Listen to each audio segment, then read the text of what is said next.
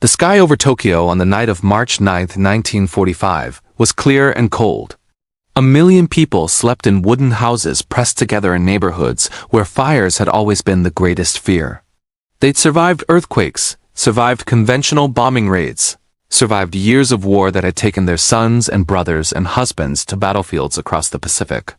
They had no idea that in a few hours, their city would become an inferno, unlike anything the world had ever seen.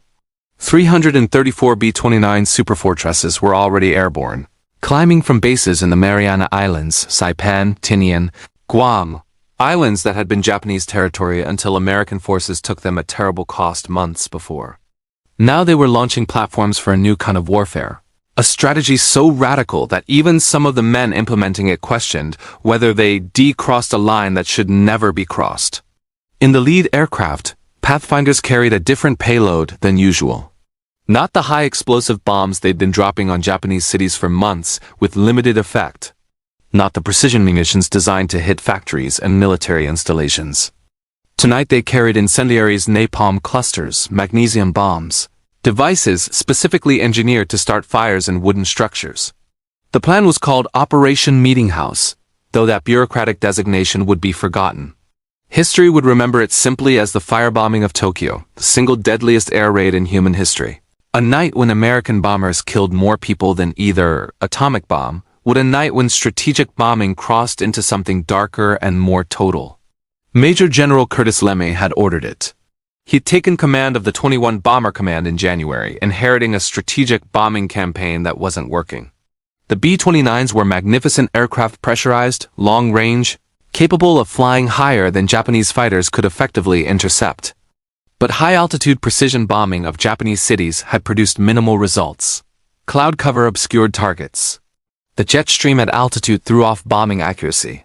Japanese war production continued largely unaffected. LeMay was a tactician who believed in results over theory, in doing what worked rather than what doctrine prescribed.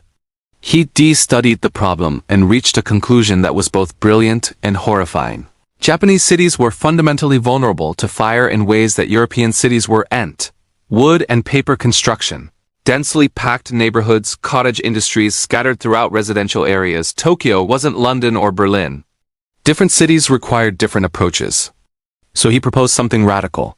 Strip the defensive guns from the B-29s to save weight and allow them to carry more bombs. Fly at night to avoid fighters. Come in low between 5 and 8,000 feet, instead of the usual 25 to 30,000, to improve accuracy and avoid the jet stream. And don't try to hit specific targets.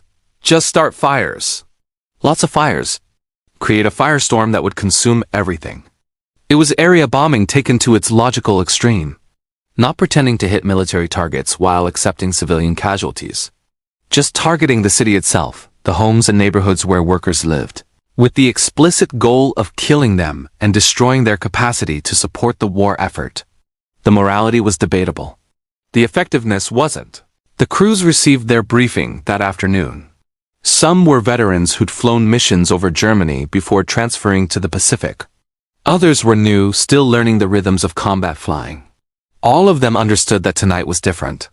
They'd be carrying nearly 7 tons of incendiaries, each M47 napalm bombs that would spread jellied gasoline on impact. And 69. Cluster bombs that would scatter bomblets across wide areas, magnesium bombs that burned so hot they couldn't be extinguished with water. The bomb bay of each B-29 was packed with fire in various forms, devices engineered by chemists and engineers who'd studied how to most efficiently burn down a city. The crews asked questions. Flying low meant they'd be vulnerable to anti-aircraft fire.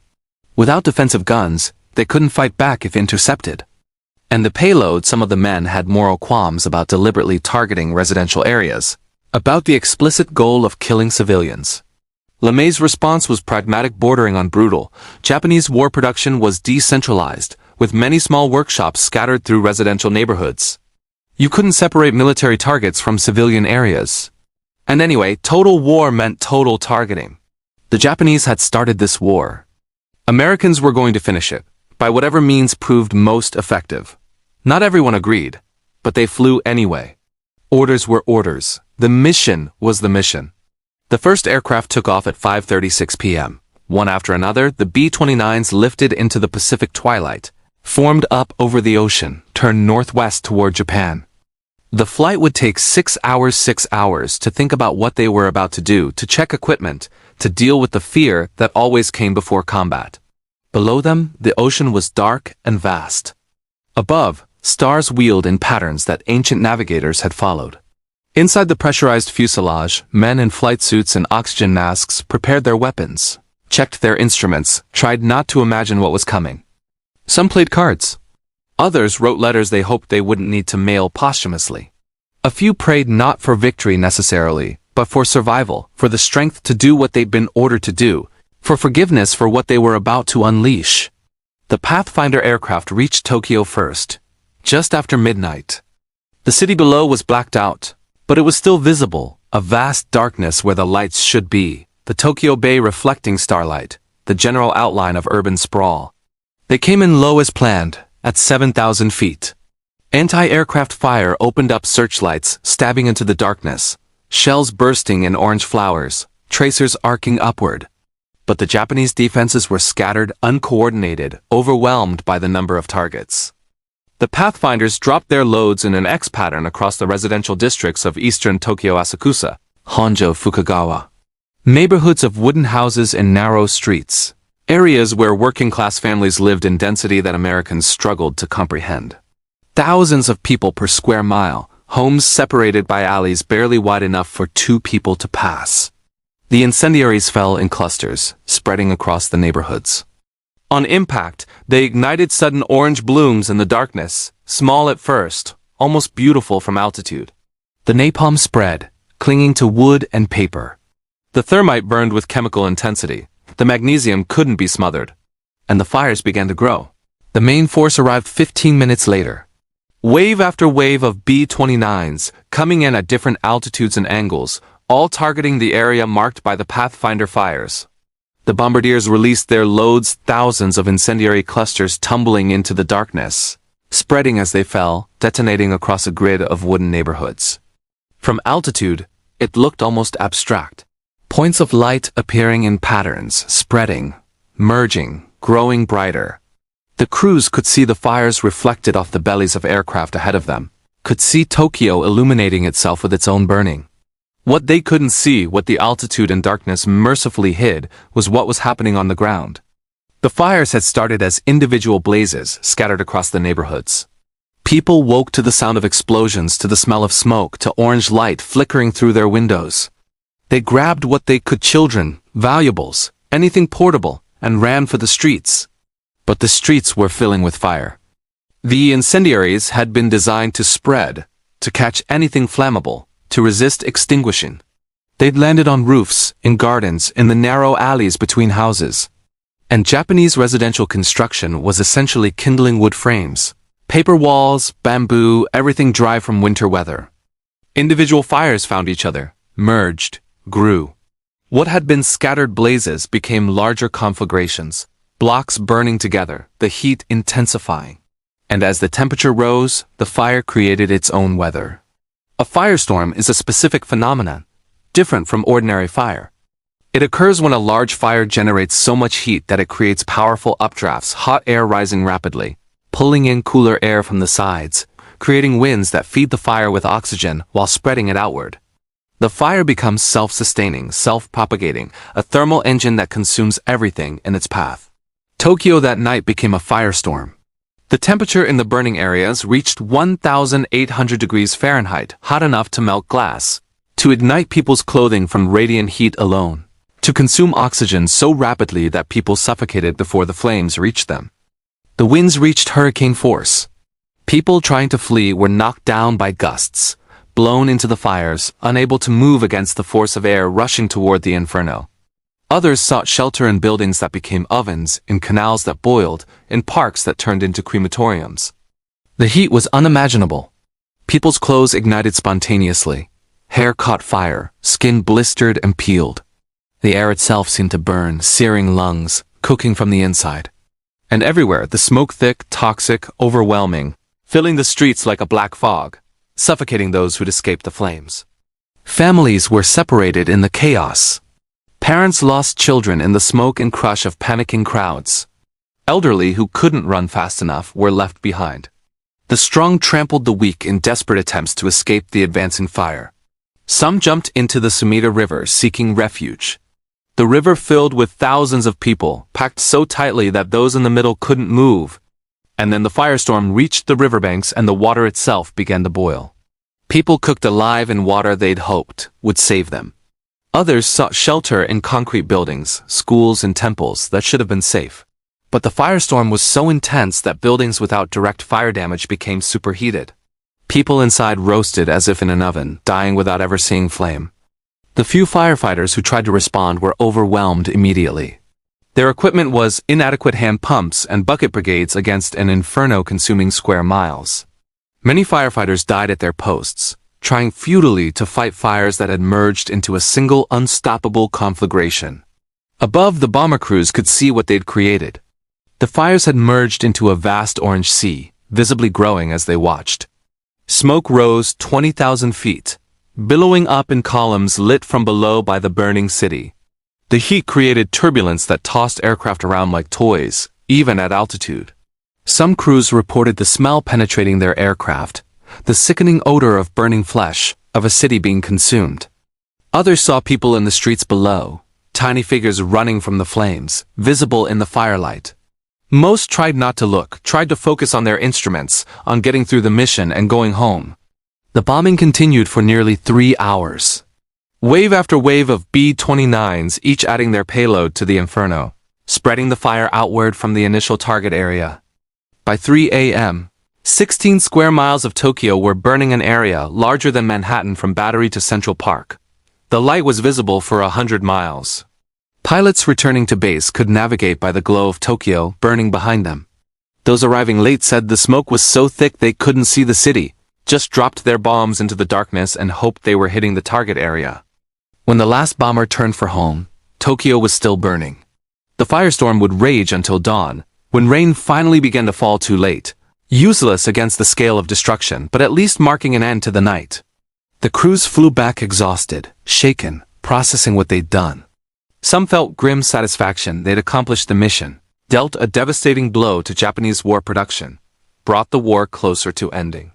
Others felt sick, haunted by what they'd seen, questioning whether any military objective justified what they'd unleashed. One bombardier later wrote, "I looked down and saw hell. Not metaphorically, literally. I saw what Dante described, what preachers warned about, and I helped create it.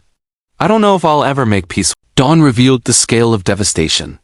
Where 16 square miles of dense urban neighborhood had stood, there was now ash and rubble and charred remains. An estimated 100,000 people were dead, killed in a single night, in a single raid, more than either atomic bomb would kill, more than any other air raid in history. The exact number will never be known. Many victims were incinerated so completely that no remains were found. Others were buried in collapsed buildings, drowned in canals, lost in the chaos. The Japanese government's official count said 97,000, but that was almost certainly low.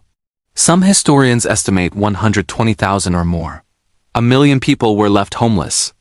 They wandered through the smoking ruins carrying what little they'd saved, searching for family members, trying to comprehend what had happened. The infrastructure of eastern Tokyo, the small workshops, the cottage industries, the residential neighborhoods that had sustained the city's working class was simply gone. American reconnaissance flights the next day photographed the damage. The images were striking vast swaths of Tokyo reduced to ash, with only concrete buildings and bridges remaining as skeletal landmarks. The wooden neighborhoods had burned so completely that it looked like they'd been scraped clean, leaving only the street grid visible from altitude. The photographs were circulated to American military planners and politicians. Some were appalled by the scale of civilian casualties. Others saw confirmation that the strategy worked if the goal was to destroy Japanese industrial capacity and break civilian morale. This had achieved it spectacularly. LeMay was pragmatic about it. If we lose the war, we'll be tried as war criminals. He understood what he'd ordered, understood the moral weight of it. But he believed the faster the war ended, the fewer total casualties on both sides. If firebombing Japanese cities shortened the war, it was justified regardless of how horrific it looked. The strategic bombing campaign continued. Having proven the effectiveness of incendiary raids, LeMay ordered similar attacks on other Japanese cities, Nagoya, Osaka, Kobe, dozens more. By summer, most of Japan's major cities had been firebombed, with hundreds of thousands more civilian casualties. The attacks became routine, methodical, systematic, almost industrial in their approach to destruction. Crews flew mission after mission, dropping tons of incendiaries, turning city after city into ash. The moral questions faded for most, replaced by exhaustion and the grim determination to finish the job. In Tokyo, survivors tried to rebuild amid the ruins. But resources were scarce: food, medicine, building materials, all desperately limited by the American blockade and Japan's collapsing economy. People lived in makeshift shelters, scavenged for anything useful, struggled with grief and trauma and the daily challenge of survival. The psychological impact was profound. The firebombing had demonstrated that Japanese cities had no defense against American air power, that nowhere was safe, that the war was utterly lost. But Japanese propaganda insisted on fighting to the bitter end, on accepting sacrifice for the emperor, on resisting invasion regardless of cost. Ordinary civilians were caught between the reality they could see: cities burning, resources exhausted, defeat inevitable, and the official narrative demanding continued resistance. Some internalized the propaganda, prepared to fight to the death, believed in final victory through spiritual strength. Others quietly despaired, wanting the war to end, but powerless to make it happen. The American military planners saw the firebombing as preparation for invasion. Operation Downfall, the planned invasion of Japan's home islands, was scheduled for November 1945. The bombing campaign was meant to soften Japanese defenses, destroy industrial capacity, break civilian morale so that resistance would crumble when American troops landed. But the invasion never happened. In August, atomic bombs destroyed Hiroshima and Nagasaki. Japan surrendered, and the war ended without the massive casualties that invasion would have caused. The atomic bombs got the attention, became the symbolic weapons that ended the war, the moral dilemma that people debated for generations. But the firebombing of Tokyo killed more people than both atomic bombs combined. It was more destructive, more horrific, in many ways a slower burning, hours of terror instead of an instant flash. Yet it faded from historical memory, overshadowed by the nuclear attacks, relegated to footnotes in accounts of the war. Perhaps that's because incendiary bombing seemed conventional, comprehensible. Fire has always been a weapon. Burning cities has ancient precedent. The atomic bombs were new and strange and existentially terrifying in a way that firebombing wasn't. They represented a new era, a new threat, a new kind of warfare.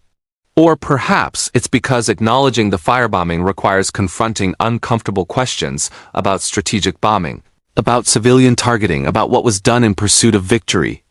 The atomic bombs could be rationalized as necessary to end the war quickly. The firebombing was harder to justify: months of systematic destruction of civilian neighborhoods, hundreds of thousands killed, city after city reduced to ash. The bomber crews who flew those missions carried it with them. Some had nightmares about the fires, about the smell, about the people they'd seen burning. Others locked it away, refused to talk about it, tried to move on with their lives. A few became anti-war activists, speaking out against the kind of total war they'd participated in. Most just tried to forget. They'd done their duty, followed orders, contributed to victory. The moral weight of it wasn't theirs to carry, that belonged to the generals who gave the orders, the politicians who set the strategy, the circumstances that made such terrible choices seem necessary. But the questions remained, passed down to historians and ethicists, and anyone trying to understand what happens when nations pursue total war. At what point does military necessity become atrocity? How many civilian deaths can be justified by strategic objectives? Is there a moral difference between killing civilians with conventional weapons versus nuclear weapons? Does the cause defeating fascism, ending a war of aggression, justify any means? Tokyo rebuilt. The burned areas were cleared, new buildings constructed, the city reborn from its own ashes. By the 1960s, little visible trace remained of the firebombing, just memorial markers in parks, preserved photographs in museums, the memories of those who'd survived. The survivors themselves aged, their numbers dwindling with each passing decade. Some spoke publicly about their experiences, giving testimony to historians, educating younger generations about the realities of war. Others never talked about it, carrying the trauma silently, unwilling or unable to put that night into words. One survivor, Haruo Nihei, later recounted fleeing with her family through streets turned into rivers of fire. The flames were everywhere. We ran and ran, but the fire was faster. My sister fell and I couldn't stop to help her. I left her behind and kept running. I survived. She didn't. I think about that every day, the choice to keep running, to live instead of dying trying to save her. Another, Masaharu Otake, remembered sheltering in a school that became a death trap. The heat was so intense that people's clothes caught fire spontaneously. The building didn't burn, but everyone inside died anyway, roasted like meat in an oven. I escaped only because I was near a window and jumped out, breaking my leg. The broken leg saved my life because it kept me from going deeper into the building where everyone else died. These testimonies are hard to read, harder still to reconcile with military necessity.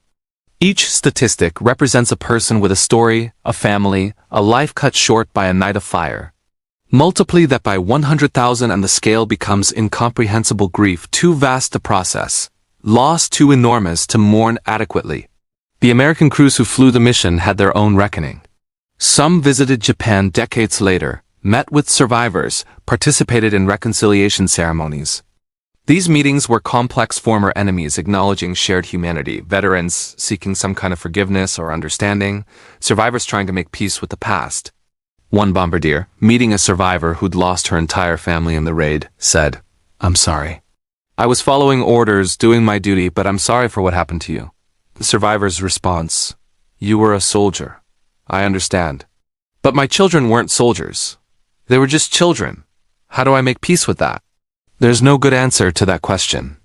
War creates impossible situations where reasonable people make terrible choices that have horrific consequences. The firebombing of Tokyo was militarily effective. It contributed to ending the war. Probably saved lives by making invasion unnecessary. But it also killed 100,000 civilians in a single night, created suffering on a scale that defies justification. Both things can be true.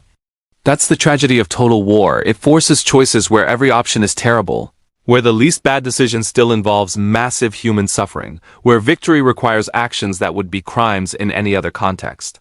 The historical judgment on the Tokyo firebombing remains mixed. Some historians defend it as necessary strategic bombing that shortened the war. Others condemn it as a war crime, a violation of the principles of proportionality and discrimination that should govern warfare even in extremis. Most fall somewhere in between, acknowledging military necessity while lamenting civilian deaths, understanding context while refusing to excuse atrocity. What's undeniable is the impact.